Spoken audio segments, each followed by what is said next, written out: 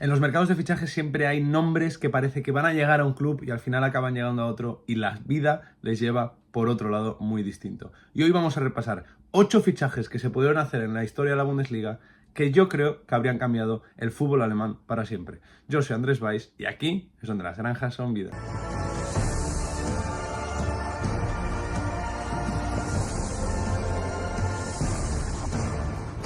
Cuando hay que hablar de fichajes, no solo hay que hablar de los fichajes que funcionaron peor o los fichajes que funcionaron mejor, sino de aquellos fichajes que ni siquiera se dieron, pero estuvieron muy cerquita de concretarse y que yo creo podrían haber cambiado la historia del fútbol para siempre. Por eso hoy estamos aquí con 8 nombres mastodónticos, gigantescos, espectaculares, para hablar de ellos, para retrotraernos al pasado, porque muchos son de hace ya 10, 15, 20, 30 años, y para imaginar un poco lo que podía haber pasado. Habéis visto 3 nombres, 3 fichajes, 3 jugadores muy potentes en la miniatura, como son Ronaldo, Ronaldinho y Peter Cech, pero no sabéis lo que se viene por delante. Por arrancar con el vídeo hay que decir lo primero, y es que no son únicamente equipos que se interesaron en un jugador, sino que son casos en los que el fichaje pudo haberse hecho y fue una posibilidad real, más allá de un interés. Por eso he dejado por fuera, por ejemplo, el caso de Michael Platini, que se habló durante mucho tiempo que estuvo cerca de llegar al Saarbrücken, pero en realidad es mentira y simplemente fue un interés del Saarbrücken, pero el entorno del jugador, el agente y Platini, lo rechazaron rápidamente. Por empezar el vídeo, tenemos que arrancar con Ronaldo, Nazario y el Stuttgart, ¿vale? Porque esto estuvo muy cerca de pasar y de hecho tiene como protagonista a una de las figuras más comentadas en el canal en los últimos 3 meses, como es Ralf Rangnick, ¿vale? Tenemos que hablar de Ronaldo al Stuttgart. Esto lo dijo Ronaldo una vez, el Stuttgart fue el primer club de Europa que se interesó por mí en 1994, ¿vale? Pasó todo esto. El entonces coordinador juvenil del Stuttgart, Ralf Rangnick, recibió una llamada del gerente, Dieter Hoeneß, jugador absolutamente histórico, que le dijo: tienes que volar a Brasil preferiblemente esta noche. Horas más tarde de esa llamada, Rangnick estaba en un avión hacia Río de Janeiro y vio en el Maracaná, en el estadio Maracaná, a Ronaldo Nazario en su pleno esplendor cuando todavía estaba arrancando su carrera. Estuvo durante más de una semana Ronaldo y llegó a negociar con el club Cruzeiro Belo Horizonte de Ronaldo, pero dijo lo siguiente: no fue difícil ver que Ronaldo era un jugador muy especial, estaba claro, si se mantiene sano se convertirá en una estrella, e incluso estando poco sano fue uno de los mejores jugadores de la historia. Pronto habrá elecciones aquí, dijo el presidente del club, del Belo Horizonte: no puedo vender a Ronaldo, la gente nunca me perdonaría.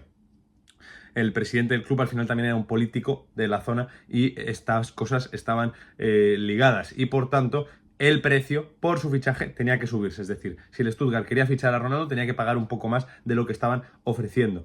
El Belo Horizonte pedía 5 millones de dólares de 1994, estamos hablando, una pasta tremenda por un futbolista al que habían visto menos, aunque era Ronaldo Nazario. Esto fue demasiado para el Stuttgart y al final no acabó convirtiéndose en jugador del Stuttgart y llegó a Europa a través de un club que también juega de blanco y rojo, pero como era el PSV Eindhoven. Pero lo que podía haber sido Ronaldo Nazario dando sus primeros pasos en el Stuttgart. Habría sido absolutamente increíble. También habría sido increíble, y esto estuvo también muy cerca de pasar y también se acabó cayendo por una cuestión económica, es el fichaje de Ronaldinho por el Borussia Dortmund. En el verano de 2001 hubo una especie de optimismo en el Dortmund. Era un año después de la salida a bolsa del club en octubre de 2020.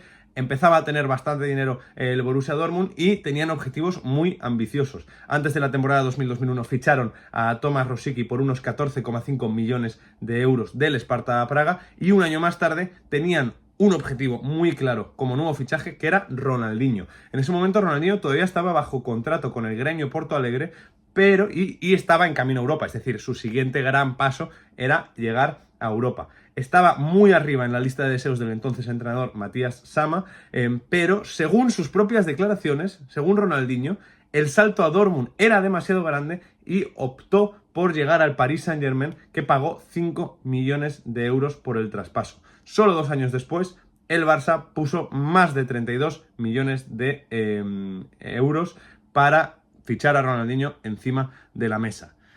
Por una cuestión de minucias, aquí no es tanto económico, que me he equivocado, es por una cuestión más de económico es el tercero. Es una cuestión más de que Ronaldinho quizá no se veía preparado todavía para un fútbol como el del Borussia Dortmund, que venía de ganar la Champions hace 3 años antes y era un club que acababa de salir a bolsa. El PSG no era el PSG de hoy en día, pero estuvimos muy cerca de poder tener imágenes de verdad y no editadas de Ronaldinho con la camiseta del Borussia Dortmund.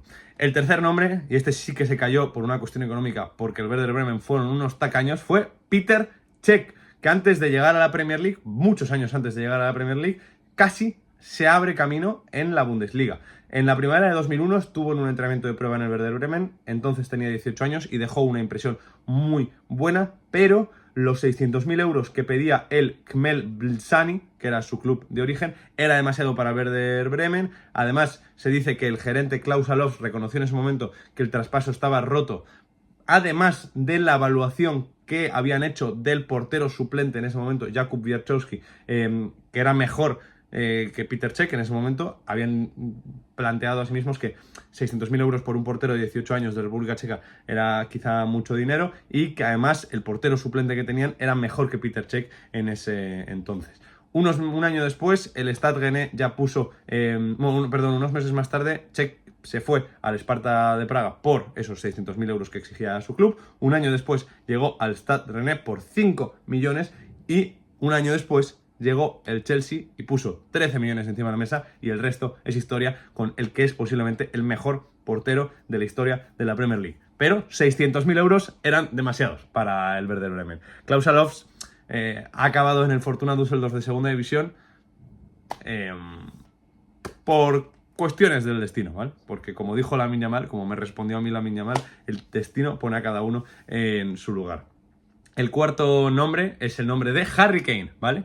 Y es que Harry Kane, mucho antes de fichar por el Bayern München, podía haber fichado por el Unión Berlín. Esto lo confirmó Nico Schäfer, que ahora es ex jefe de fútbol del Unión Berlín. Cuando intentaron fichar a Harry Kane era el jefe de fútbol del Unión Berlín. Admitió que intentaron fichar a un muy joven Harry Kane del Tottenham en 2014, justo cuando Kane estaba empezando a sentarse ya en el fútbol profesional. Según le recordó Schäfer a Bild, descubrimos a Harry Kane a través del sistema Boy Scout. Todavía era joven, un talento, hablamos con su club y llevamos a su agente varias veces. Kane debería ser el que formara parte en el ataque en segunda división junto a Simon Terode, pero a pesar de la relación especial de unión con el fútbol inglés y a pesar de que Harry Kane se lo pensó, al final acabó quedándose en la isla porque prefería quedarse en un entorno más familiar, en un entorno más cercano a su casa y al Tottenham, que al final era su club, y por eso, entre otros motivos, acabó cedido en el Leicester junto a Jamie Vardy. El quinto nombre, y aquí ya veis que estamos repartiendo, no he repetido club de momento, lo cual me enorgullece, me alegra, es el de Thiago Silva, que estuvo muy cerca de fichar por el Bayer Leverkusen. No ahora, ¿vale? No con Xabi Alonso, sino mucho antes, en verano de 2008. El defensa central y capitán en funciones de la selección brasileña ya había dado el salto a Europa en 2005, pero no se había conseguido imponer, no había conseguido hacer su sitio ni en el Porto ni en el Dinamo de Moscú, y volvió de vuelta a Brasil, al Fluminense, después de solo un año. Pero el que en ese momento era gerente de la plantilla del Bayer Leverkusen, Michael Geschke, que también era un experto en el fútbol de América del Sur, tuvo siempre presente a Thiago Silva en su lista y se atrevió a intentar ficharlo en 2008. Y era el candidato que querían fichar, que querían potenciar la posición de central, y el primer nombre en esa lista era Thiago Silva, pero por la cantidad que pedía el Fluminense para su fichaje, que eran unos 10 millones de euros, Rudi Völler se rindió y admitió que el tema estaba fuera de la mesa, no podían soportar ese fichaje. Un año más tarde, en 2009, el Milan trajo el defensor de vuelta a Europa por 10 millones, por esos 10 millones que pedía el Fluminense, y el resto fue historia. Ya veis que aquí hay muchas veces fichajes que no se dan por una cuestión económica. Pues si un club llegara a apostar por el Leverkusen, evidentemente ahora es muy fácil decirlo a posteriori, pero si hubieran apostado por él, lo habrían vendido al PSG por más dinero y habrían tenido durante un tiempo a un central que era uno de los mejores de su posición en su mejor momento. El sexto nombre, por entrar ya en esta recta final del vídeo, y aquí tenemos que irnos a Duisburg, tenemos que bajar en la pirámide del fútbol, en la pirámide del fútbol actual, porque hace un tiempo era un equipo de primera y era un equipo prominente en el fútbol alemán y en el fútbol europeo. Tenemos que hablar de Pavel Nedved, que estuvo a puntísimo de fichar por el Duisburg, mucho antes de que llegara a la Juve. Ya veis que muchos de estos nombres son mucho antes de hacer su aparición en la élite, lo cual demuestra que el fútbol alemán trabaja muy bien ese paso previo, aunque al final no se acabe cerrando los fichajes. Mucho antes de que llegara a la Juve, Pavel Nedved era un tema de conversación en Duisburg, y supuestamente las negociaciones hacia el final de la temporada 95-96 con el club de Nedved, que era el Spartak Praga, estaban a punto de concluir. Sin embargo, ambos clubes dudaron y primero quisieron esperar al Campeonato de Europa en Inglaterra en 1996 para ver cómo lo hacía. Por si no lo recordáis, República Checa fue una barbaridad. Pavel Nedved hizo una Eurocopa increíble. De hecho, llegaron a la final, que perdieron ante Alemania. Y en Duisburg, precisamente, el éxito de la selección alemana ante la República Checa no les hizo muy felices, porque con el éxito de Pavel Nedved, la Lazio y otros clubes de Europa descubrieron al centrocampista y empezó a hacerle un pulso al Duisburg después de la Eurocopa. La transferencia de lo que ahora son 3,5 millones de euros era algo que el Duisburg no podía soportar, y al final la Lazio se lo acabó fichando con unos réditos muy positivos para ellos, tanto deportivos como económicos, porque en 2001, 5 años después, la Juve pagó la suma récord de 41,2 millones de euros. Así que hay lo que habría pasado con el Duisburg si hubieran hecho ese esfuerzo económico para fichar a Pavel Nedved, que estaba dispuesto a fichar por el Duisburg. Aquí al final acabó yendo al club al que mejor pagaba, al mejor postor. El séptimo nombre del que tenemos que hablar es un nombre quizá un pelín más reciente, que es Samuel Eto'o.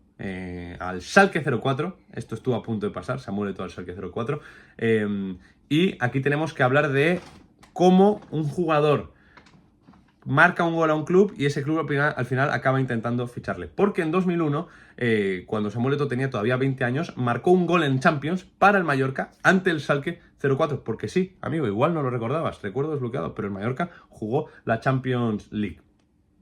Rudi Assauer se puso alerta y empezó a seguir al talento camerunés.